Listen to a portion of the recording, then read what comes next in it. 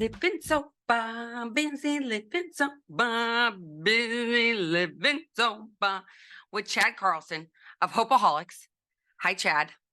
Hey, how are you? I'm well. How are you? Very nice intro. Do you like it? Isn't it fun? Yeah, we need to get ours up to par.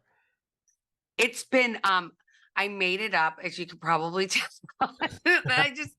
And I've just been having fun, it's just a way of going like, I'm just gonna dance. I'm gonna dance and do my little song. But it has been such a journey. And I am so excited that you guys started another podcast because I love that we are inundating the airways with ways and means of getting sober. Because let's face it, when you got sober originally in 96 and I got sober in 06, there definitely wasn't any of this stuff going on, was there?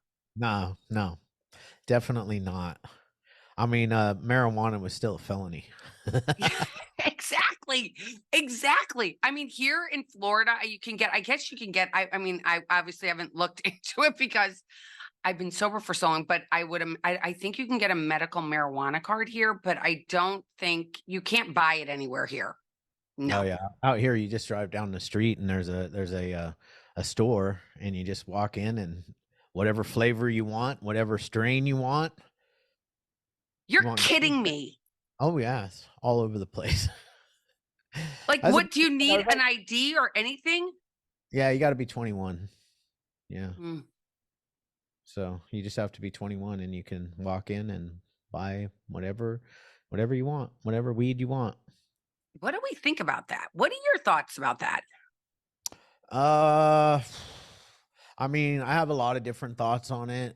So sometimes I think, yeah, it's alcohol is legal. And then I also think that how powerful the marijuana has caused either early onset schizophrenia with some people, or caused people who are just right on the edge. So there's good and bad. So I just let people whatever they decide. Whatever their belief is. I'm okay with. It could be worse, right? You know, I don't believe in the legalization of drugs, though. I think that even the decriminalization of the drugs that we're at currently has caused people to not have those the rug ripped out from under them, with jail sentences. And the reason why I got sober and put into treatment was because it was a nudge from the judge, right? Yeah. It Yeah. was I got caught with a little tiny piece of methamphetamines, and it was a felony. And then a couple of probation stints and um, another arrest, and it was either prison or treatment. Prison for 3 years or treatment for 365 days. And thank God I picked the treatment because that was the beginning of my life changing. And it hasn't been perfect in any way, shape, or form, but when you find a different way to live, because usually a lot of us, especially people like me who got addicted to drugs when they were so young. I got addicted to meth when I was 13, and I used for so long, and that I didn't know that there was any other way to live.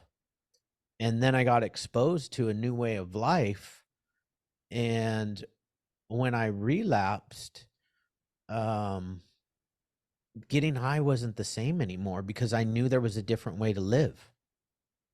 And I would spiral down really, really fast. And I am a believer of this thing being a disease because it progresses. The stuff that I read in all the 12-step books and stuff, it's chronic, it's progressive.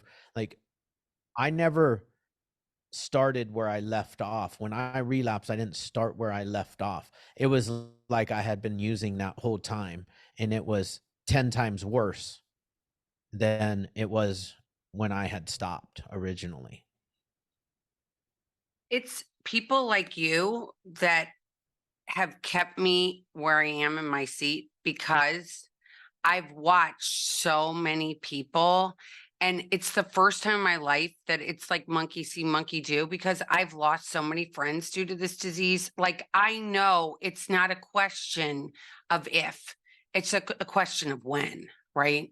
And Yeah. I got to hold this near and dear, or I'm going to lose it. Yeah. Absolutely. I mean, you know, and that's some of the stuff, right? Because we're our own worst enemy, and you know we have a spiritual malady, and we get a daily reprieve based on our spiritual maintenance. Well, what ends up happening to some of us and people like me who have relapsed through this process is I forget that part. I forget that have a daily reprieve, you know, based on my spiritual maintenance.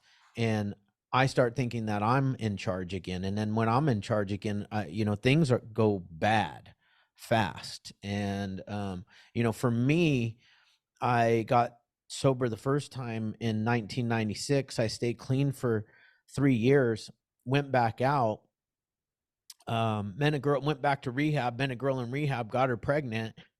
Of course, we were going to work the steps together. You know, we were going to do this deal. And then one day she decided that she was going to move back with her family and didn't want to have anything to do with me. And I had no way to deal with my feelings and emotions. And so I just went back to my old way of thinking. And the solution to my problem at that time was to, you know, stick meth into my veins. And I went out on a run. Uh, December 9th of 2000, I rolled my car off the freeway in the 10 freeway here in Pomona in the LA area. Was in the hospital for 4 days. I got out of the hospital and went ahead, and as soon as I got out, I mean, I was beat up, staples, stitches in the head. I was a mess. And I went back to the place that I was at to get more drugs. And I'm sitting in a room with these guys, and I'm looking at them, and I'm like, man, these guys are stone cold killers. What am I doing with my life? So I picked up the phone and I called my mom, and I had already had recovery before, right? So I picked up the phone and I called my mom, and my mom was crying, and I said, why are you crying? And she's all, you just had a little baby girl. And I knew in that very moment, I had a moment of clarity as I was sitting there. I was like, Chad, God left you here for a reason. Like, you should not have survived that car accident. Your car was a mangled piece of metal. It rolled, you know, 7 times end over end, and you basically walked away from it. Um, and I was like, you know, and it's more than just to be a dad. I knew at that moment he left me here to help other people that suffer from the same thing that I suffer from, you know, and I attribute everything in my life, like that little girl, her name's Aurora. She's my little angel. She also is the reason why this podcast exists. But when she was born, I knew that I was left here to help other people, so I started working in treatment. I worked in treatment for a while and worked my way up quick. And next thing you know, I was running a treatment center. Went and hooked up with my dad, and I was like, hey, let's open up a little 6-bed treatment center. I just want something of my own. Fast forward 20 years, that little 6-bed treatment center is called Hope by the Sea. I now own the Infinity Group, which is the parent company to 7 different treatment brands. And none of this would have been possible had that little girl never been born and me having that moment of clarity. You know, that's one of those God things where God was like, Chad, this is not why you are not put on this earth to be living the way you're living. You know, and the way I used to explain it when I was younger is God literally took his hand from the sky, came down and flicked me off of the freeway, you know, but kept me in a bubble to keep me unharmed, to give me that, you know, that whatever I needed. Um, Also, though, it hasn't been perfect. You know, as I got successful in life, I took back over the reign, and you know, I used to have a lot of pride that my kids had never seen me using, and I relapsed when that little girl was 10 years old, and You know, and let me backtrack because that little girl's mom is a heroin addict. So I've had her since she was 32 days old. And yeah, 10 years later I relapsed, and there was a lot of shame and guilt in that. And for the next 5 years I was in and out of the program. The shame of falling in the public eye too, and being an owner of a treatment center. And people just it was rough. It was a rough 5 years. Um and I got myself into some legal trouble. And, once again, thank God. Thank God for the Orange County Sheriff's Department coming and rescuing me from me. And I went to one of the best detox centers around. It's called the county jail. I usually give the address because people are from Orange County when I'm telling my story, and they know the address. But the county jail is the best place to detox, man, because you can't ACA, you can't AMA. You're there, you're locked down, and you're getting sober. And I got sober. And I made a commitment to myself when I got sober this time. I was like, okay, Chad, you're gonna put your head down. You're gonna go into the dark room. You're gonna get rid of all your social media. You're going. The only people social media is gonna be people that are your closest friends and family and people that you know. And so I did that. And put my head down, really worked hard on all my other businesses. They blossomed to what they are today. And fast forward the fentanyl crisis, a year ago on 9/11/2022, I got a phone call at 7:30 a.m. from my daughter. It was a Sunday morning. And I looked down. I was shaving my head because when you're bald, it takes a lot of time to keep this thing bald. And I was shaving my head, getting ready to go to the gym, and I looked down and noticed that she was calling me. And I know she typically works till like 2 o'clock in the morning, so I was wondering why she was calling me. And I immediately answered the phone. And when you pick up the phone and you say hello, and you hear somebody screaming, and they're screaming, that somebody's died. There's a specific scream. And she had just found her fiance dead from fentanyl. And he had been dead for hours. She had just gotten off of work and decided to drive by his house, and because he wasn't answering. And that was a day that changed my family's life forever. And uh fast forward through some of the pain, it was God. We walked through a lot of the stuff, and then what God was like, Chad, it's time for you to you know do something different, and I want you to do a podcast.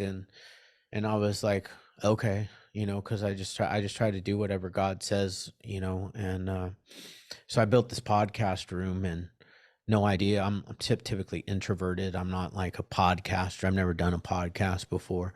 I mean, I have now, but at that time. And I just built it. And I wanted to build something that was professional, so I did. And because I wanted good sound, I wanted a good quality product if I was going to put it out there. And so I did. And had a full-blown panic attack before my first podcast. I was like, all right, God, it's built. Now you want me to actually do a podcast? And it's kind of blown up. Like, crazy things have started happening. We've been doing it for like about 6 months. And my podcast, my original co-host and I have, we busted out probably 75 podcasts in 4 months. And then we met our newest co-host. We invited her on as a guest. Her name's Natalie Eva Marie. She's a WWE wrestler superstar, and she has 10 years of sobriety. And we all just connected. And she also always wanted to have a podcast, and she also always wanted to have a treatment center. So since then, we also opened up NEM Recovery Centers, which is Natalie Eva Marie. So we have a seventh brand in the Infinity Group, which we're super stoked on. That's been open for about a month now. Um, and God just keeps opening doors, man. And I decided to do this podcast because a few reasons. One is that we need to bring awareness to this fentanyl crisis. We need to be able to force change at the highest level, right? So, how do we do that? We do that with our voice. We do that with a big enough following of people. As you and I know, this is a very divided country right now. It's like you're either right or you're left or whatever. But when it comes to this crisis, this fentanyl, 300 people are dying every single day. It has to be a bipartisan issue, to force change. And 300 people, that's a very large airplane going down every single day. Mhm. What would they do? I always say they, right? Who are they? Like, when you're a methamphetamine addict like me, and you have like meth induced psychosis, they and them are typically the government, right? Because they're watching us. Which they And really are. yeah. Which they really are. Right. But what I'm saying is that what would they do? What would they do if a plane crashed 3 days in a row?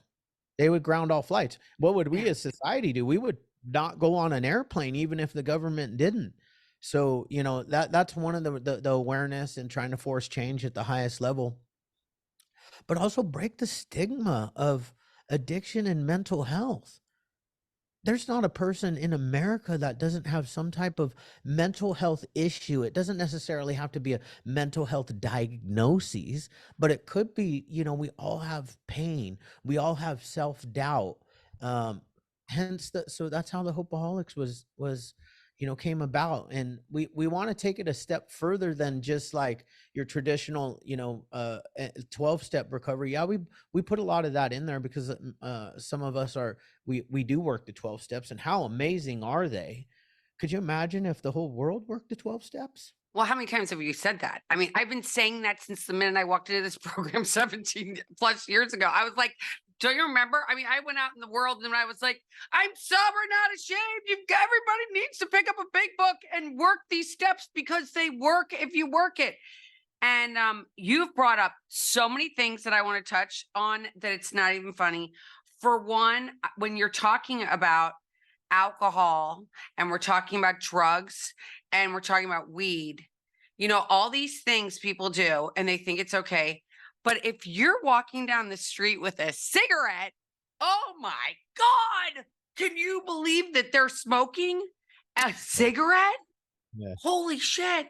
Like literally our society looks, because we've got that stamp on every cigarette, you're going to die if you smoke a cigarette, but you can go buy booze and drugs and go to Walgreens or go to CVS, whatever drug store of your choice. And none of them say you're going to take this and there's a good chance you could get very addicted and you could die.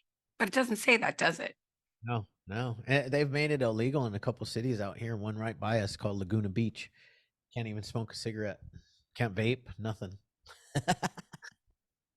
But go ahead and pick up some pills from the local drug dealer Oh down the yeah, you street. can buy some fentanyl, you can buy alcohol right down the street. No problem. No problem. Like, what is going on? I watched Theo Vaughn, was on with I love Tucker Carlson. And I watched the entire thing. It was long, but it was wonderful. And they talked about this and they talked about how, now Theo's got 18 months, which is incredible. And I love it. And I'm so psyched for him. More of us are getting out there, more of us are talking about it. And when you talked about the fentanyl, I'm not going to get into like total particulars on this story, but one of my children's friends, one of my kids' friends, went and picked up, from a nice family, from an East Coast family, very nice zip code, and had gone to the best schools. And he got addicted to painkillers, like kids do. Sports, a lot of kids that are playing sports, they think they're going to go D1, whatever. He got addicted and it was fentanyl, and the boy didn't live. And my son looked at me and said, Mom, why aren't they telling why he died? Why aren't they saying why he died? Why are they saying he had a heart attack? Why don't they come out and tell people so more people can learn what's going on? Yeah. Yeah. See, for me, I'm not gonna let my son-in-law's death be in vain. No. Uh, in Narcotics Anonymous, there's a saying that some people have to die so others can live, and it, if that's the case, then I'm the voice for hopefully people to not get loaded today, because it's Russian roulette. It's not even like Russian roulette with one bullet. It's like Russian roulette and like four bullets are in the chamber and there's two empty ones. You're more likely to overdose and die these days from buying stuff off the streets. And like fentanyl is not as scary as heroin, right? Or it's not even for some reason as scary as cocaine. I mean, cocaine is like, but everything on top of that is cut with it. But it's a pill. It comes in a little pill form, and a lot of times it just looks like your standard oxycodone or Percocet, and the thing is that my son-in-law wasn't naive. He has an addiction problem, but he wasn't meaning to buy fentanyl, and he wasn't meaning to kill himself that night. What he thought he bought was a Percocet, and that Percocet contained too much fentanyl, and that was his last breath. And it's rough, man. Like, I can talk about it, I can cry about it, but I let the anger fuel me, so that because I won't stop, man. I'm not going to stop until 300 million people, whatever the population of the United States is, has heard my voice and they know what I'm talking about. And even with this stuff, you sometimes get negative. People are like, well, like I put it out there, I'm like crying, right? And I'll get a negative comment. Well, he should know not to take drugs and stuff like that, or just like mean stuff. Anyways, I'm like, hurting people hurt people, right? But Yeah. at the end of the day, man, it's not killing addicts and alcoholics most of the time. It's killing young children. It's actually the number one cause of death for people 18 to 45. Can you believe like that these are like, and like, look, I don't trust the CDC ever since COVID happened, but these are CDC facts that I'm giving you. They're facts written by the CDC. 300 people are dying every day. 120,000 people died in 2022. Um, it's insanity. It's complete insanity. And I know more people that died from addiction and alcoholism than died from COVID, for sure. Okay. During what happened. And nobody's talking about the global terrorism that's coming over the borders. I will talk about it. I have no shame in saying anything about it. I have no shame in saying that. Did you see? I mean, yesterday on the news, we don't really watch. I never watched local news. That's just me. I like to watch who I like to watch. I believe what I like to believe. That's just my thing. And Valentine's candies, totally laced with fentanyl. Valentine candies, like you would go and buy for your kids on Valentine's Day, those little hearts that have the conversation notes on them. And those were all with fentanyl. And people are going to sit here and think that this isn't going on. Like, that's why we are out here. That is why I'm cheerleading for every podcast that's out there, because everybody needs to be aware and we need to do something about it. And there's no more shame. Like, let's get rid of the shame. We all need to grow up, put on our big girls' hats, put on our helmets, and realize that this is real. Absolutely. Absolutely.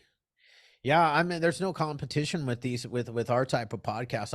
The only competition I have, besides the competition that I always have with myself, is that I always let Joe Rogan know that I'm coming for his number one spot. He can have it next to me. He can still be number one, but I'm gonna also be number one because I actually have this is a mission, right? This is like his podcasts are great and I love them. They're educational, they're informative.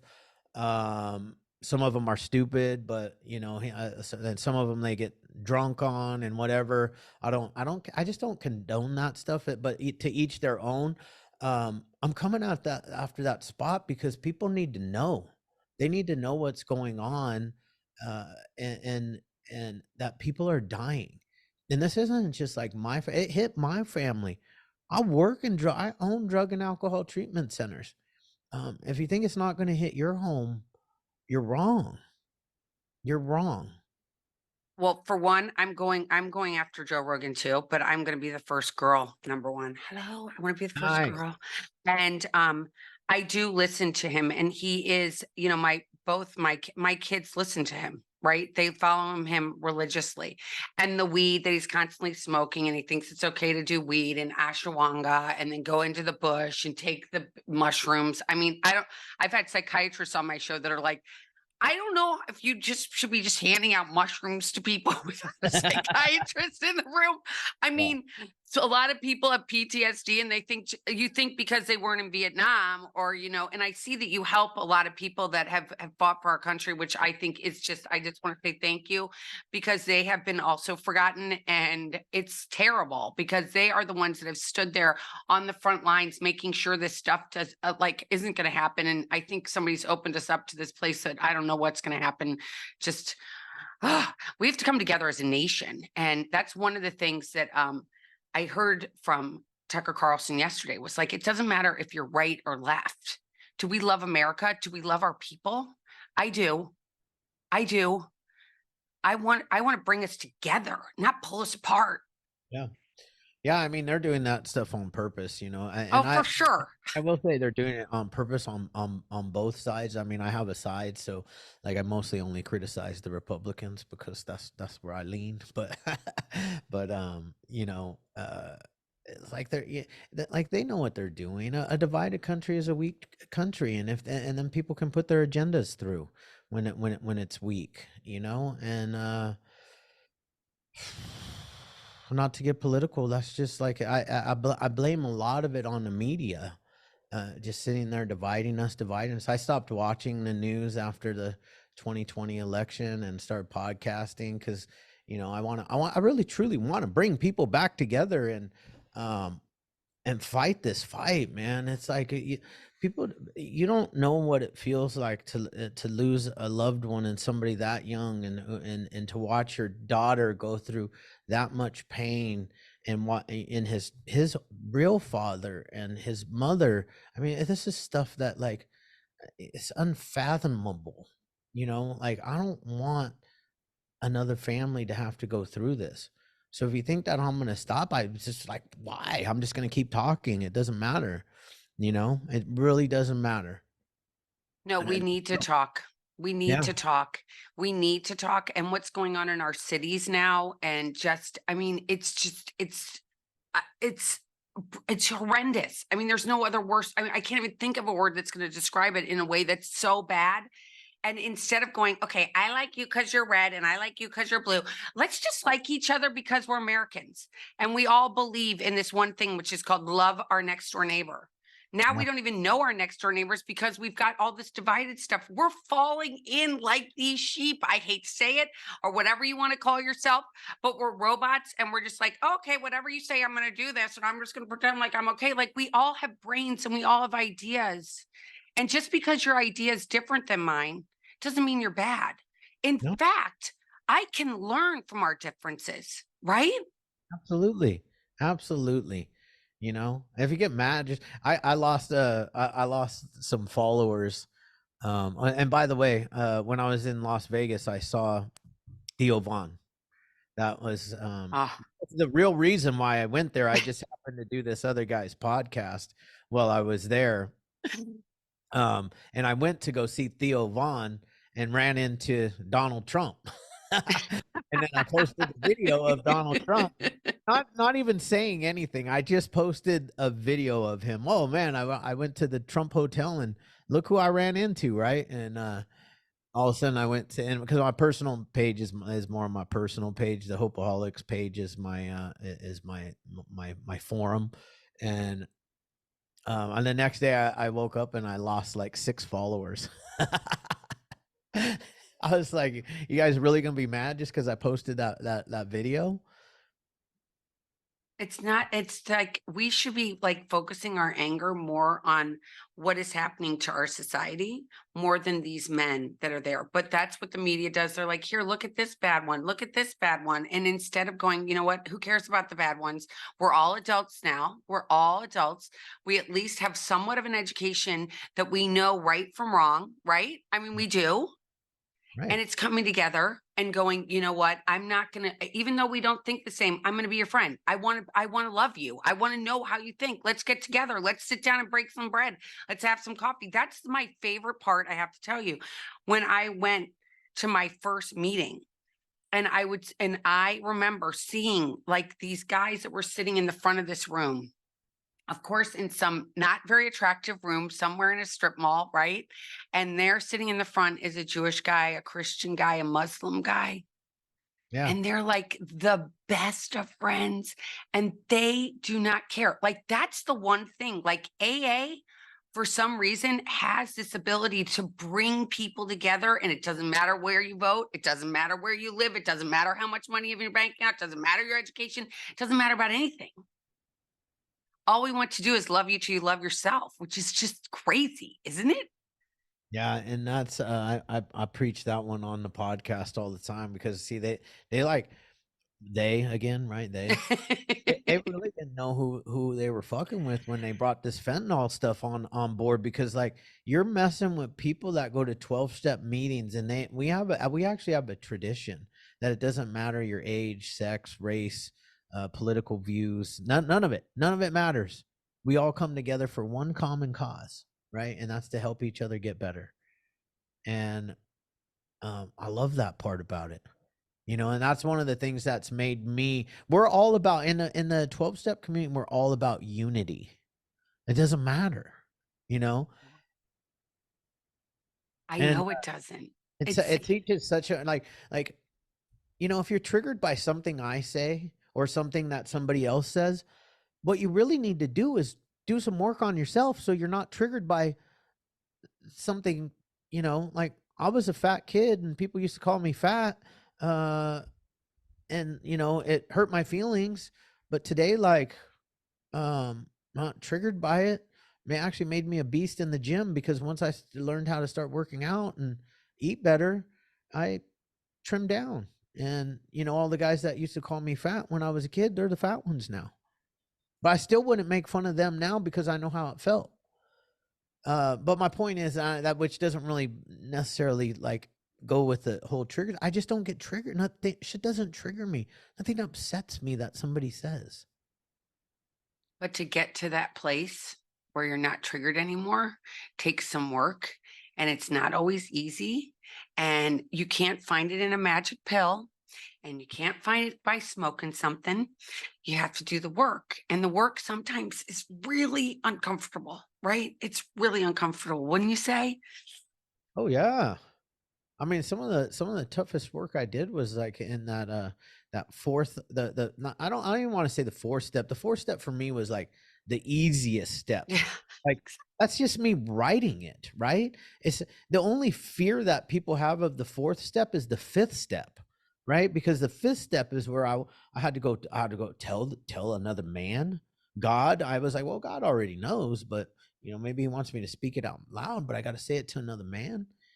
And I remember I had this one list that I was like, everybody's got that extra list, right? And I did my thing with my sponsor. And I took this extra list because they were like, well, you could do this extra list with a priest. And I was like, oh, that's my out right there. I'm gonna go to a priest. I'm not even Catholic, but I'm gonna go to the Catholic church. I'm gonna sit in one of those booths. He's gonna slide open that little door. There's gonna be the little window thing right there, and I'm gonna read it to him. And I was like, perfect. So I did my step, finished it with my sponsor, and I left. And immediately when I left, I drove to a Catholic church because I had to get this all done. And I get there and I find somebody and I'm like, I need to do a confession. And I was like waiting for them to take me to the confession booth, and the priest comes walking up and he takes me into this room and he pulls two chairs. He sits one chair right in front of me and he says, you sit right there. And I was like, oh, this isn't like the movies. So that was God going, okay, you got to do this face to face with this guy. And I was so scared to read this list, right? And I'm like pouring sweat and I'm reading it to the guy, and I wouldn't even look at him. I was just holding the paper in front of my face, and I read it all and I got it out. And he tells me to go out and do I don't know, 10 Hail Marys or not whatever it is. I don't know what they are. These Catholic things. The rosaries, the whole 9 yards. Right. I didn't know what any of them were. So I went out there and sat in front of the Mary for like 5 minutes because I didn't want to just like bone out. And I just sat there. I had no idea. I just said like Hail Mary like 10 times. I think he said, I don't know. I know I was doing it wrong. I did everything wrong. But then I left. But like that was the most rewarding and most uncomfortable situation of my life. All of it, the sponsor part, the priest part. Now it's like, now I'm like, I look back and I'm like, man, I don't even care if the world knows about that secret list that I had. It wouldn't even hurt me anymore. But I was so ashamed of that list, right? But that's a lot of work, and it's a hard work. And then the amends is rough. Like it's scary because what if they don't accept it? But that's okay. My sponsor used to tell me that's okay. You're not making amends for them to accept it. You're making amends to clean up your side of the street. And I was like, oh, that makes sense. That makes sense. Now it's like, you just try to live in 10, 11, and 12 on a daily basis. And it's not always easy. And there's a lot of trauma that's out there in our world today. And it comes in all different sizes. And it doesn't mean you had to go to war to have this trauma. And somebody's trauma might look to me, it might be like, oh my gosh, you have trauma over that. That's so easy. But to that person, it means everything, right? Absolutely. Right. And it's having this loving compassion that we have for each other. It has been, I'm dying to know, why did you name it Hopeaholics? Who came up with that name? Well, that's a story. Yeah. So I was trying to come up with the name for the podcast. And, I was like, God, give me the name. Give me the name. And so I was asking everybody, I'm like, what do you think the podcast should be called? And my current wife, she said, how about a dictionary? And I was like, oh, that's it. That's it. A dictionary. That's so great. Went and searched it and it was already taken. I was like, damn it. That sucks. I needed something that was like, hadn't been touched yet. And I was sitting around and thinking about it. All of a sudden, one day it popped in my head. I was like, because every year we do a sweatshirt here at my treatment center, Hope by the Sea, and we put "Got Hope" on it, right? And one year, my ex-wife, about 10 years ago, she put Hopeaholics on instead of the Got Hope. And I was sitting around thinking, all of a sudden I remembered that sweatshirt. And I was like, that sweatshirt's in my closet. So I ran to my closet, I opened it up, and I was like, awesome. So then I immediately grabbed my phone. I went to Instagram because it was really important that I had the Instagram name. And there it was. I wanted it to be the Hopeaholics instead of just Hopeaholics because it's a podcast. So it's like the Hopeaholics, right? It's me and a team. And now the way I see it is everybody that participates in the Hopeaholics is a Hopeaholic. I'm meeting a lot of people that tell me they're Hopeaholics too, which is really super cool. And that's how the name came about. So my ex-wife came up with the name 10 years ago for a sweatshirt. And it just came, and 10 years later, it came back around and became the name of the podcast. It's awesome because, I've started with the help of God, not myself. It's never me. I've started 3 meetings around this country and they're all called Morning Hope. And it's like, and it's such a great place to start is with hope, because if we don't have any hope, we have nothing. Yeah.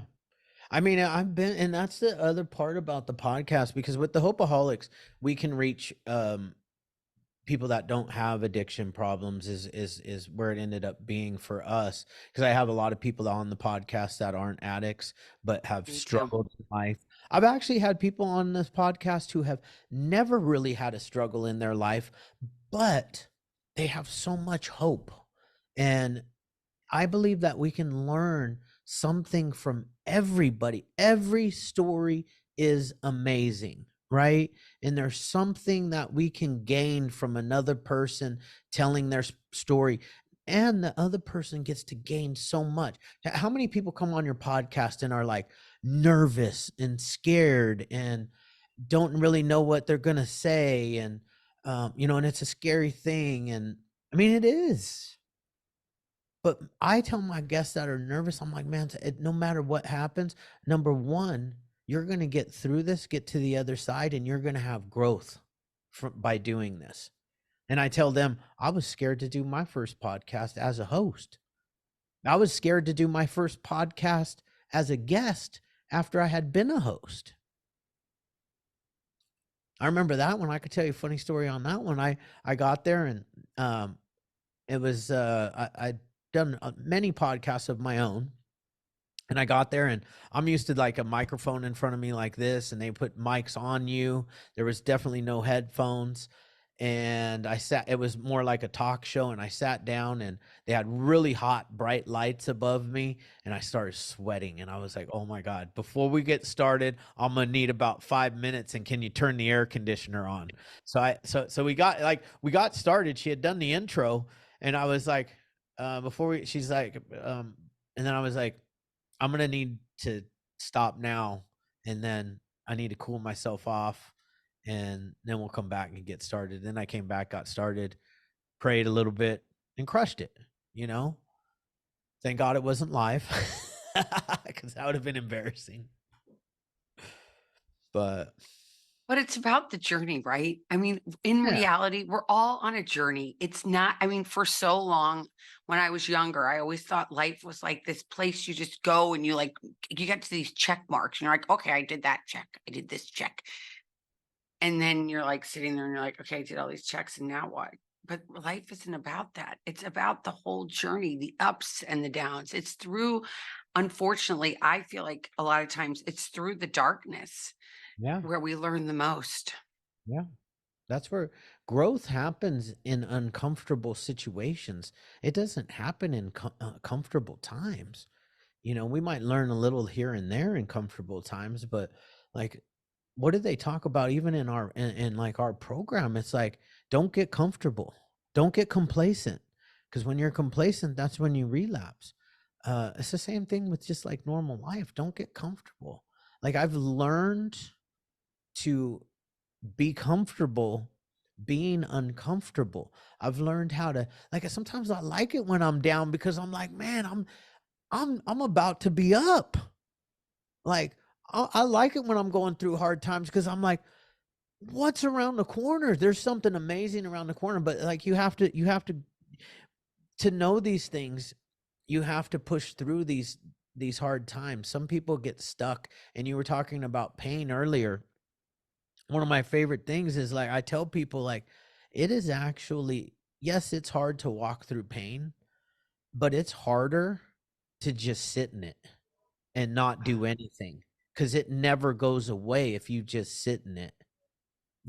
So when the first time I walked through some pain, I was like, I can remember, I'm a very sensitive guy, and I remember my first heartbreak, my first girlfriend. We were together for 18 months, and I was a sophomore in high school, and it just seemed like a lifetime to me that I was with this girl. And when she decided to break up with me, I was devastated, crushed, hurt, damaged.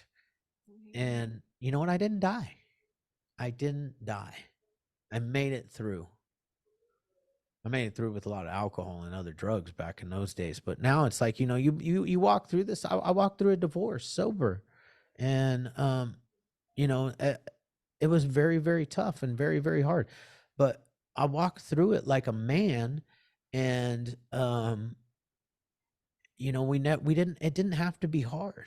Like, You can sit down civilly and get through this stuff. And if you, especially if you have children, you don't want the children to be involved or get hurt. And her and I are still really good friends. As a matter of fact, she works 2 offices down from me right now. And I'm grateful for the man that I've become because of the program, because of all the pain that I've walked through, because of, sometimes I was thinking the other day, I was like, Chad, what if you were never an addict? What if you would have just like went to school and your dad's a doctor, you probably would have been a doctor. And then I was like, yeah, but I was an asshole back then. And maybe I wouldn't have been this amazing, loving human being that I am today. With the insane discipline and drive and ambition that I have. We all land where we're supposed to land. And Yeah. we all want to make it either good or bad instead of this is where I am. And I should just be grateful that I got here. Yeah. Right. I mean, Yeah. that's something they taught me in the very beginning. I want to ask you like one more question. When somebody's out there, and we know so many people are out there right now, and they might stumble upon this podcast and they might stumble upon you on Instagram. And it's really, really hard. And I don't know why it's so hard today, but maybe it's been like this forever. But it's so hard for somebody to say, hey, can you help me? I need some help. Identifying the fact that you need help and reaching out. What do you say to that person? That's such a great question, because that is actually a question that I ask people all the time. I'm like, what can you tell like our listeners, if to give them some hope? And what I can tell you is that I've been there. I've been so down. I've been hopeless. I've been helpless. I've been had too much pride to reach out and ask for help. I've been scared. I've been stuck. And what I say to those people is, man, pick up the phone, reach out, because it can only get better from there. When you're that down, the only place to go is up. Now you can keep digging and things can get worse, or you can put the shovel down and you can reach out for help. We have a saying that, we'll give you a hand up, not a handout, and we're here to help you get through whatever you're going through. And I also have to tell them that you will get through whatever you're going through. There's always a brighter day. Life is beautiful, and you can always make a decision to change your mindset. I'm a true believer that my mind is mine to set. I'm a big believer in mindset. I'm a big believer in manifestation. And I'm a big believer in that you need to fill your mind with healthy, positive things, just like you feed your body. And you can start there, and you can start by picking up the phone. You can reach out for help. If you're struggling with addiction, I mean, you can go to any Alcoholics Anonymous meeting, Narcotics Anonymous meeting, walk in there and just say, I'm hurting. Then you'll be surrounded by people that'll love you until you can love yourself. I mean, it's a beautiful thing. Like, I grew up in this program. Everything that I'm about is because people loved me when I couldn't love myself. And then when you get to where you can love yourself, pay it forward, because that's how we stay in this mindset that we're in now, is by giving it away. I love that saying, we can't keep it unless we give it away. I will also say that it's going to take a lot of work, and it's going to seem scary, and it's going to seem painful, but it's more painful to stay where you're at than to just walk through it. And that is what I would say. Love that. I want to ask you this is the last one, I promise. So I subscribe to you on Instagram. Am I special? And I'm putting air quotes for those people listening, that I get an invitation to a meeting you guys host on Zoom, or is that for everyone? Oh, our meeting on Zoom is for everyone. Yeah. We it's for everyone. It's for people that aren't addicts. It's for people that it's for family members that are struggling. It's for anybody that's in pain. It's for anybody that's looking for hope. It's for people that are still using. You're welcome to come to our meeting. We have parents that have lost loved ones in our meetings. It is an amazing meeting, and it turns out exactly how it's supposed to turn out every time. Every meeting's a little bit different. As you know, we don't have really a major format. We do call it Recover Out Loud because we recover out loud. We don't want people to suffer in silence anymore. So we show people that there's a different way to live. And when I say this, I'm not just talking about addicts and alcoholics. Everybody's hurting. And we want to offer hope and a different way to think and a different mindset. And that's what the meeting's about. It's to offer people, every individual, hope. So it's not just for addicts and alcoholics, it's for everybody. Well, I love that. At first, I thought I was special, but I'm not. Oh, but for everybody that's out there, thank you so much, Chad, for coming on. It's been awesome getting to know you. This has been an amazing, amazing podcast. And for everybody that's out there, you've got to go. I'm going to have all the links on how you can follow Chad and Hopeaholics. It's all going to be in the description with this podcast. And thanks again for coming on. It's been incredible meeting you, and keep doing what you're doing. I'm really just bravo to you and your crew. It's awesome. And if you're out there, please subscribe to my show if you like what you heard. And until next time, everybody, keep getting busy, living sober. Take care. Bye, Bye. everybody. Thank you.